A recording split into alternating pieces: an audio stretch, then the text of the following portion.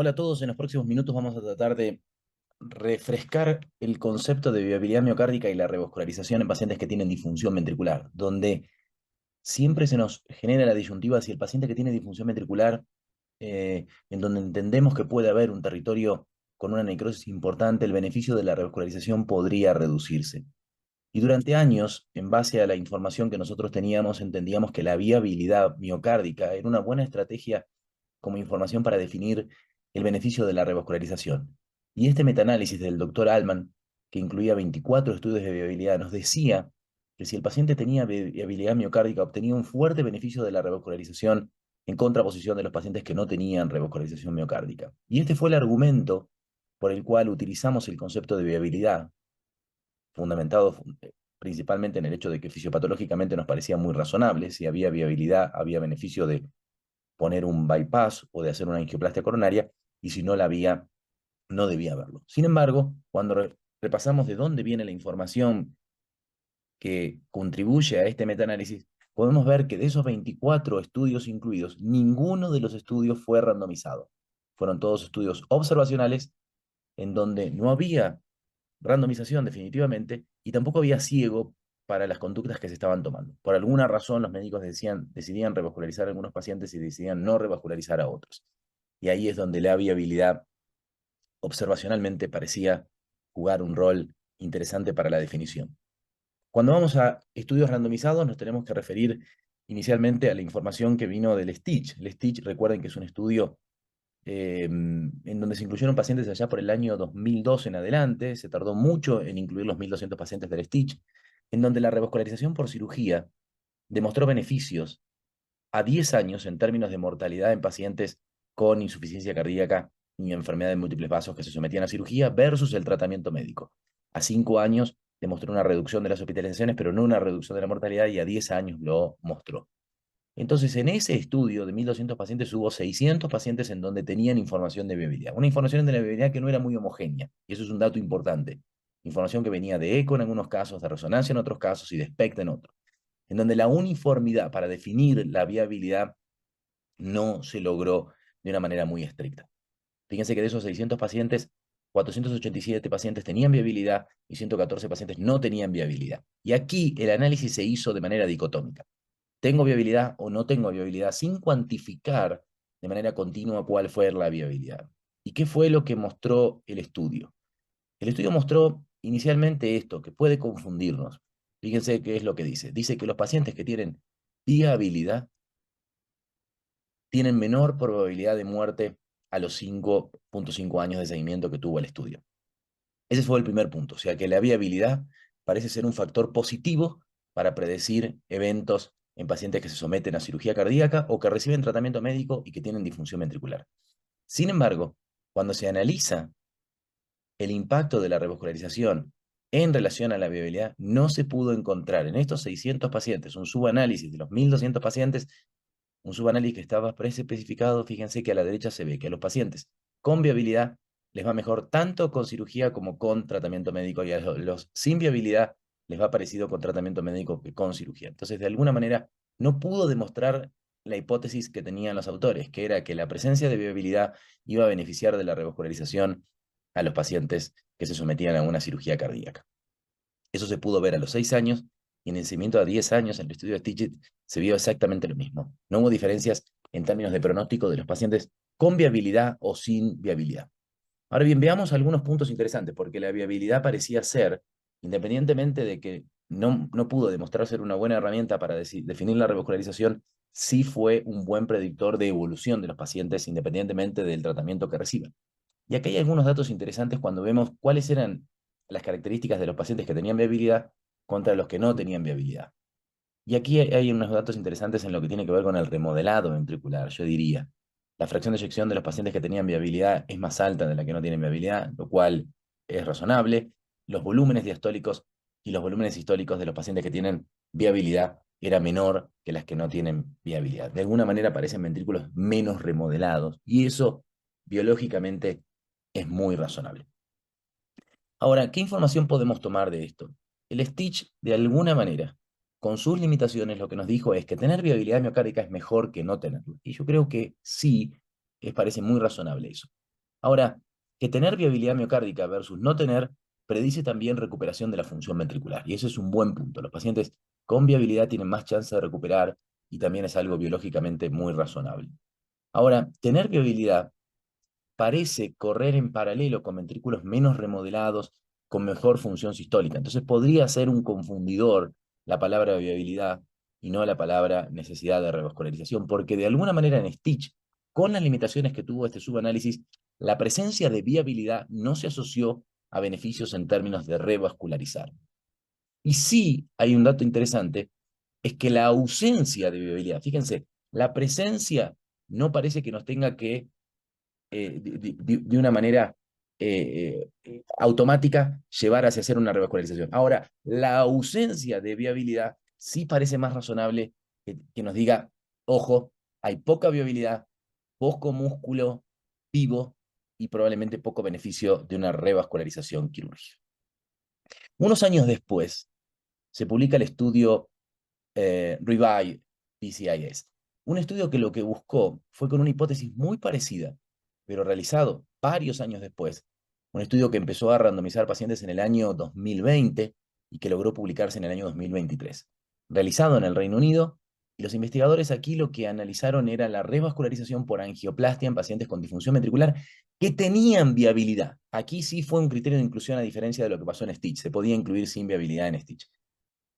Y aquí tuvieron la fortuna de que como todos los pacientes tenían analizado viabilidad y la mayoría de los pacientes tenían analizado viabilidad a través del método en el que habitualmente más confiamos, porque creo que es el más objetivo de todos, que es la resonancia magnética cardíaca, analizar cuánta viabilidad tenían los pacientes y cómo corría la cuantía de viabilidad en relación a el pronóstico de los pacientes. Y fíjense qué es lo que pasó aquí. Cuando analizamos los territorios viables, pero aquí viables no es solamente que tenían viabilidad, sino que eran zonas sin escaras y zonas con escaras, pero menor al 50%. La presencia de territorio vivo, no solamente viable, todos los segmentos se asoció con la recuperación de la función ventricular y la mortalidad de los pacientes a lo largo del tiempo. La presencia de escara, al contrario, se asocia con peor recuperación de la función ventricular de los pacientes. Y aquí hay un punto muy interesante, cómo el monto de escara, que no es igual a decir el monto de viabilidad, porque volvemos a decir, viabilidad son zonas que tienen escaras pero menor al 50%. Los territorios que no tienen escaras, esos no se definían como viables. Y aquí fíjense qué es lo que ocurre. Podemos ver que el volumen de la escara tiene relación directa con la mortalidad de los pacientes. Ahora bien, analicemos aquí cómo funcionan las distintas formas de tejido de acuerdo a la definición fundamentalmente a través de la resonancia magnética. La resonancia magnética nos puede decir que un tejido tiene escara que es escara completa, que un tejido está disfuncionante porque tiene algo de necrosis, pero tiene el resto viable, y lo otro lo que nos dice es todos los tejidos que tienen viable sin nada de escara. Y fíjense cómo funcionó de alguna manera. La recuperación de la función ventricular parece estar indirectamente relacionada con la cantidad de escara. Cuanto más escara, menos recuperación de la función después de una revascularización o tratamiento médico. Y cuanto más tejido vivo, más recuperación de la función en relación al tratamiento que reciban.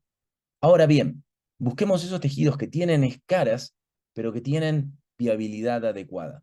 Si vemos esos tejidos y cuantificamos la viabilidad independientemente de la cuantía, se puede ver que la revascularización por medio de angioplastia no se asoció a mejoría de la función ni a mejoría de los puntos finales duros de mortalidad u hospitalización por insuficiencia cardíaca. Y eso se puede analizar desde todo punto de vista. No hay ningún tipo de interacción en la recuperación de la función y eso. Y sí se ve una cierta interacción entre el monto de escara y la recuperación de la función, lo cual es realmente muy interesante. Y hay un dato también de Revive que me parece muy interesante, que es que la recuperación de la función predice eventos en el seguimiento. Es decir, cuanto más se recupera la función de mi paciente, menos eventos van a tener en el seguimiento. ¿Son contrapuestas las informaciones? Yo creo que no. Fíjense que Stitch definió que los tejidos, los segmentos viables mejoraban el pronóstico. Aquí no dijo que el tejido viable mejora el pronóstico, pero sí nos dice que lo vivo, que de vuelta es la sumatoria de lo disfuncional y viable, es decir, tengo escara pero menos del 50%, y lo que no tiene escara, que eso está completamente viable, eso sí predice recuperación y predice función, que es lo opuesto a el monto de escara predice falta de recuperación. Pero de alguna manera nos vuelve a decir lo mismo que nos decía eh, Stitch, que cuanto más escara tiene el paciente, más remodelado está ese paciente, menos chance de tener un remodelado positivo después de la revascularización. Y como vimos, el remodelado positivo y el aumento de la fracción de eyección son parámetros independientes del beneficio de la recuperación que pueden tener los pacientes y el beneficio en términos de eventos cardíacos. Y que 4% de aumento de la fracción de eyección parece ser el número mágico para reducir eventos en el seguimiento. Y hay algo que nos dice los dos estudios. Los dos estudios nos dicen que la viabilidad miocárdica, definida como viabilidad, no se asoció a beneficios de la revascularización. Y de Ribay nos dice no solamente que la viabilidad no se asoció a beneficios de la revascularización, sino que nos dice que el porcentaje de viabilidad tampoco se asoció, no, sino que igual, mucha viabilidad, como antes creíamos, poca viabilidad, no se asoció a beneficios de revascularización. Entonces, ¿cuáles son mis conclusiones en relación a esto? El concepto de viabilidad como sinónimo de que va a mejorar cuando lo revascularice tiene que ser revisado. No le deberíamos tomar tan así. Uno podría decir, sí, parece sensato, pero acá puede haber variables que estén en juego. Primero, que yo cuando haga la angioplastia realmente al territorio que necesita mejorar su hipoxemia. Por otro lado, que no genere un infarto periprocedimiento ni cuando revascularizo por angioplastia ni cuando revascularizo por cirugía. Porque probablemente la forma, no el concepto de viabilidad, la forma de medir la viabilidad tenga que ser revisada, porque el concepto es real. O sea, nosotros generamos una hibernación al corazón de un paciente a través de la oclusión de una arteria y después abrimos la arteria y a los 3 meses ese miocardio sale de la hibernación y recupera función. Así que el concepto es real, es un concepto fisiopatológico que lleva años de estudio. El problema es cómo la estamos midiendo en vivo a esa viabilidad. Si la presencia de escara en un segmento o en parte del miocardio y la ausencia de escara en otra parte del miocardio realmente está significando que ese miocardio necesita oxígeno, que no es lo mismo que realmente se vaya a beneficiar. Entonces, hoy no tenemos una fuerte evidencia para indicar la revascularización solo por la presencia de viabilidad. Pero, ¿la medimos o no la medimos? Sí, la seguimos midiendo, porque el monto de escara nos dice posibilidad de recuperación de la función. Y porque el contrario del monto de escara, lo opuesto, que es lo que no tiene escara, es tejido vivo, tiene un fuerte valor pronóstico, tiene un fuerte valor pronóstico y probabilidad de recuperación. Así que sí lo seguimos midiendo, sí lo seguimos midiendo. ¿Y cómo elegimos la revascularización? Ahí es un poco más complejo. Parece que variables anatómicas de cuál es el riesgo de que ese vaso se ocluya, cuál es el monto isquémico que está generando ese vaso, cuál es la chance de que el ventrículo remodele, probablemente son las variables que hoy como cardiólogos tenemos que seguir utilizando al momento de definir la revascularización. Muchas gracias.